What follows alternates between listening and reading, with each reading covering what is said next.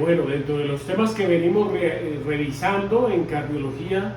con nuestros residentes de cardiología y medicina interna, pues tenemos que abordar un tema que es de vital importancia, porque lo vemos todos los días, que es el tema de las arritmias. Nuestros pacientes que tienen falla cardíaca, enfermedad hipertensiva, enfermedad valvular, miocardiopatías, incluso otro tipo de patologías como la insuficiencia renal, la enfermedad tiroidea, la enfermedad cerebrovascular, todas tienen relación con las arritmias cardíacas. Y la principal arritmia que la vemos casi todos los días y que tenemos que enfrentarnos a ella es la fibrilación auricular. Es una arritmia de difícil manejo, a veces el diagnóstico no es tan sencillo como parece y el tratamiento tiene que ser muy juicioso porque las complicaciones de la fibrilación auricular, como ya sabemos, pueden ser catastróficas, no solo a nivel de eventos cardioembólicos, de formación de trombos, sino también como parte del síndrome de falla cardíaca o de otro tipo de eventos como síncope, presíncope, disnea, etcétera, etcétera. Pues tenemos aquí a nuestro médico en formación, que él nos va a contar un poquito, en primer lugar, digamos, qué tan importante es la fibrilación auricular, digamos, en la epidemiología, por qué tenemos que conocer la arritmia, por qué está tan difundida y por qué es tan fundamental que sepamos diagnosticarla y tratarla convenientemente. Bueno, doctor Urbano, como usted muy bien lo acaba de decir en la introducción, la fibrilación auricular es una de las principales arritmias más frecuentes dentro de las cifras epidemiológicas que tenemos a nivel mundial. Es entendido que la fibrilación auricular es esa taquiarritmia supraventricular que, si bien se caracteriza por una actividad atrial descontrolada, irregular, generalmente afecta y deja una incapacitancia mayor al 50% de los pacientes que la llegan a presentar. Es importante tocar este tema el día de hoy porque, si bien es la taquiarritmia más frecuente, es la que por cifras epidemiológicas presenta las consecuencias y las complicaciones que afectan de manera más severa y a más largo plazo la calidad de vida de los pacientes que llegan a presentarla, principalmente pacientes entre 60 y 80 años de edad, pacientes del género masculino y pacientes que presentan cuadros como el hipertiroidismo. Epidemiológicamente es una taquiarritmia que ha venido aumentando en incidencia, en prevalencia, y es por eso que es tan importante conocerla, entender cómo hallarla, cómo estudiarla, el diagnóstico que hay que hacer y posteriormente el manejo que requiere para mejorar esa calidad de vida a futuro de los pacientes que llegan a padecerla.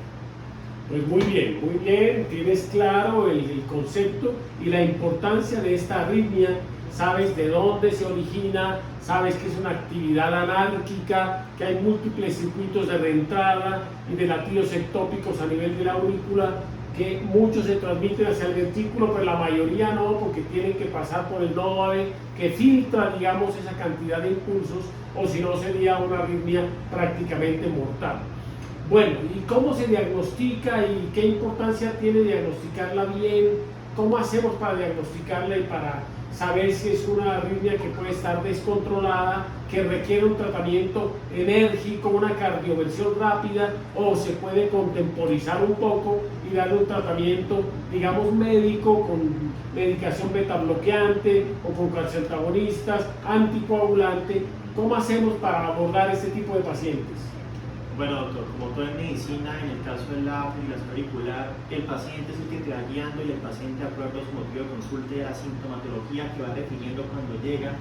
a servicio de urgencias o al consultorio, es el que nos va indicando qué tan severo es ese cuadro por esa evolución que ha venido refiriendo y por dónde podemos hacer ese abordaje. Sabemos por las guías de práctica clínica que la fibrilación auricular se divide en pacientes sintomáticos o asintomáticos. Y nosotros tenemos que aprender a identificar si un paciente con fibrilación auricular que nos llega con síntomas como por ejemplo disnea, dolor torácico opresivo, palpitaciones, síncope, mareo, nos va indicando que es un paciente que ya presenta una actividad supraventricular que está interfiriendo, que está dejando secuelas en su calidad de vida. Si es un paciente joven con una fibrilación auricular diagnosticada de nuevo,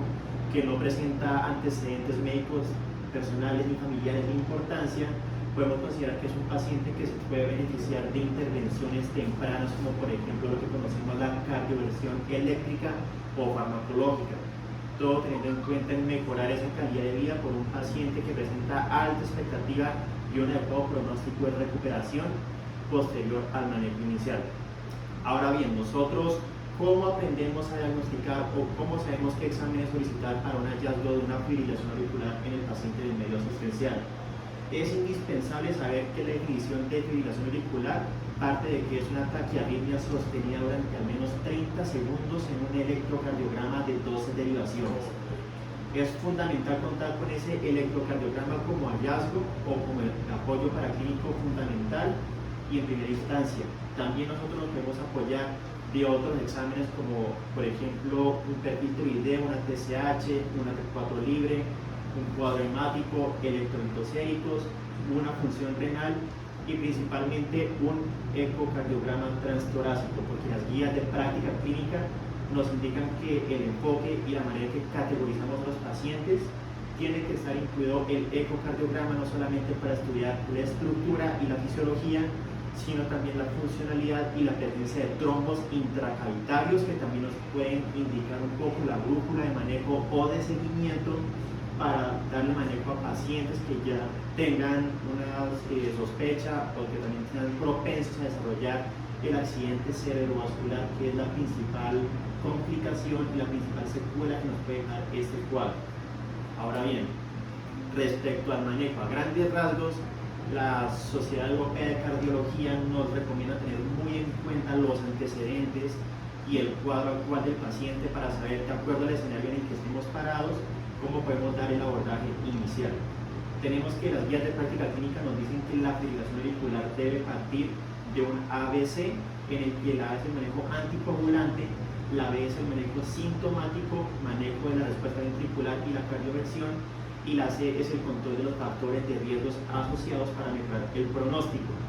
Si tenemos un paciente que, por ejemplo, tiene antecedentes de una válvula protésica o una estenosis importante de la válvula mitral,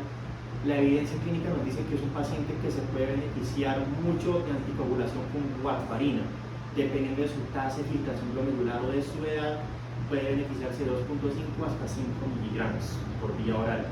Si es un paciente que no presenta este contexto, entonces la que la guía nos dice es que tenemos que aplicar una escala que se conoce como la escala Chart-Bax, en la que se evalúan 9 puntajes, 7 ítems en total, y eso nos va a variar dependiendo de si es un paciente hombre o mujer. Por el simple hecho de que sea una paciente del sexo femenino ya nos va a puntuar de manera predeterminada con 1. Entonces la guía nos dice, si tenemos un paciente hombre con un puntaje de Chart-Bax mayor o igual a 2 puntos, o una paciente mujer con puntaje Chart-Bax mayor o igual a 3 puntos, es una paciente que se puede beneficiar de anticoagulación oral porque puede presentar un alto riesgo de que por ese flujo turbulento y por esa patada atrial de la eyección alterada a nivel auricular puede generar trombos a nivel de la aurícula izquierda, y eso puede generar un embolismo que viaje por vía circulatoria hasta obstruir las circulaciones nerviosas centrales del parénquima cerebral. Muy bien. Una cosita que quería profundizar en esto. Uno tiene que hacer los exámenes diagnósticos de acuerdo a la patología del paciente. Tú sabes que la fibrilación auricular puede estar desencadenada, propiciada o exacerbada por la patología que tú estés pensando. Si es por una enfermedad coronaria, tú tienes que tratar la enfermedad coronaria. Y si tienes que ir hasta un cateterismo para mejorar esa perfusión coronaria, tienes que hacerlo. Si el paciente tiene falla renal, tienes que mejorar su función renal. Si el paciente tiene un hipertiroidismo, tienes que tratar el hipertiroidismo, etc. Ir a la base, a la génesis o a lo que esté favoreciendo la FA, la fibrilación. Porque los riesgos son, como tú bien lo dices, una cardioembolia y grave. El paciente puede quedar con secuelas permanentes o como con una incapacidad permanente. Fíjate que nos estamos enfrentando a un riesgo tan alto en pacientes mayores generalmente, que pueden quedar en una condición clínica muy grave. El ecocardiograma es fundamental porque el ecocardiograma nos da parámetros para poder evaluar qué tanta probabilidad tiene el paciente de desarrollar un evento cardioembólico. Si está con una fibrilación auricular rápida, que no está controlada, y en el ecocardiograma vemos que tiene una aurícula izquierda muy grande, que tiene una patología mitral, que tiene mala función ventricular, que tiene hipertensión pulmonar, que tiene una miocardiopatía de cualquier origen, este paciente tiene un alto chance de formar trombos intracavitarios y en cualquier momento embolizarlos. Por eso es muy importante esa guía que tú tienes, el CHATS, que evalúa unos parámetros claves para poder saber si el paciente requiere anticoagulación o no, tanto si es hombre o si es mujer, con base en sus comorbilidades, en la edad del paciente, si ha tenido eventos cerebrovasculares previos, si tiene enfermedad vascular periférica, si tiene diabetes o tiene hipertensión, etcétera. Qué importante esto. Y para evaluar si tiene riesgo de sangrado, tenemos también la escala de Hasler, que también evalúa si tiene más de 3 puntos en la escala Hasler. Podemos saber que el paciente tiene mucho chance de sangrado y por lo tanto debemos ser muy cautos en la anticoagulación. También en la clasificación de la fibrilación auricular, acuérdate que tenemos que entrar a discernir si es una aguda, si es una crónica, si es una permanente, una persistente o una que está que requiere ya una intervención urgente. ¿Cómo es esa clasificación? Bueno, doctor, las guías mencionan varias clasificaciones para categorizar y saber en qué punto estamos parados respecto al escenario de fibrilación auricular que tenga el paciente. Nos decían que el abordaje tiene que ser en cuanto a la duración de los síntomas, en cuanto a la severidad de los síntomas, para saber si están interfiriendo o no con su calidad de vida y con sus actividades de la vida diaria. Tenemos la clasificación ERA de la Asociación Europea del Ritmo del Corazón, que nos indica cuál es la severidad de los síntomas en 5 grados para saber qué tanto compromiso hay en su calidad de vida. La 1, 2A, 2B, 3 y 4, que nos van a indicar desde la 1 si el paciente es asintomático, 2 si tiene síntomas que no interfieren con su calidad de vida, 3 si la sintomatología ya limita su funcionalidad o limita las actividades que va realizando de manera diaria, y 4 cuando es un paciente totalmente incapacitante por la sintomatología que ya referimos de esa fibrilación auricular.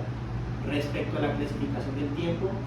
las guías de práctica clínica de la Sociedad Europea de Cardiología nos dicen que la fibrilación auricular puede ser de nuevo en un paciente sin antecedentes que llega a consultar por la sintomatología por primera vez y se le encuentra el hallazgo por electrocardiograma de 12 derivaciones de esa fibrilación auricular. Si es una fibrilación auricular que dura por lo menos 7 días o menos de 7 días, estamos hablando de una fibrilación auricular paroxística. Si es un paciente que presenta la sintomatología y lleva con fibrilación auricular entre 7 días a 12 meses, entonces ya estamos hablando de un paciente que tiene un cuadro de una fibrilación auricular persistente. ¿Y cómo diferenciamos una persistente de una persistente de larga duración en la siguiente categoría? Cuando el paciente dura con esa sintomatología más de 1 año. Pero en este paciente todavía hay esperanza y hay posibilidad de que se logre una cardioversión a un ritmo sinusal. En el momento en que establecemos que ese paciente ya no cuenta con el beneficio de su calidad de vida o ya no cuenta con la posibilidad de una cardioversión a ritmo sinusal y es un manejo que requiere cronicidad a lo largo de su vida, pasamos de una fibrilación auricular persistente de larga duración a una fibrilación auricular permanente, ya convive con esta comorbilidad sin posibilidad de retornar a ritmo sinusal. Perfecto. Y es importante que cuando ya es una fibrilación auricular permanente debemos manejar la frecuencia cardíaca. No vamos a tratar de meterlo otra vez en ritmo sinusal, sino manejar la respuesta ventricular, y para eso hay medicamentos, beta bloqueadores, calcio antagonistas, la amiodarona, la propafenona, que tienen una indicación en cada paciente para tratar de manejar la frecuencia cardíaca. Si son pacientes con corazones normales, pacientes jóvenes, se puede cardiovertir en el momento indicado, tanto farmacológica como eléctricamente. Es importante también pensar que la FA no solo es de pacientes añosos, de pacientes mayores de edad, puede pasar en gente joven, y de hecho en urgencias recibimos muchos pacientes jóvenes que han tenido ingesta de alcohol y que llegan con un episodio de fibrilación auricular, digamos, aguda, descompensada, muy rápida, que requiere una cardioversión eléctrica. Se llama el Holiday Heart, que es un corazón de día de fiesta. Por alcohol sensibiliza, digamos, irrita la aurícula y dispara esos sistemas eléctricos para generar una fibrilación auricular muchas veces grave y que puede traer complicaciones. Bueno, yo pienso que ha sido una evaluación muy grosso modo de la fibrilación auricular. Me gusta mucho que los médicos en formación, que son los que van a manejar los pacientes con arritmias, que sepan, que conozcan, que estudien a fondo este tipo de manifestaciones electrocardiográficas y eléctricas del corazón, porque el corazón es un órgano eléctrico y mecánico que requiere una evaluación muy juiciosa de todas las potenciales arritmias que pueden suceder y que muchas de ellas pueden traer complicaciones, incluso fatales. Por eso es importante que las conozcan, y me gusta mucho el conocimiento que tú tienes de esta arritmia, que denota claramente que la conoces y la puedes manejar convenientemente. Y para los médicos generales también, que sepan que este tipo de patologías hay que conocerlas.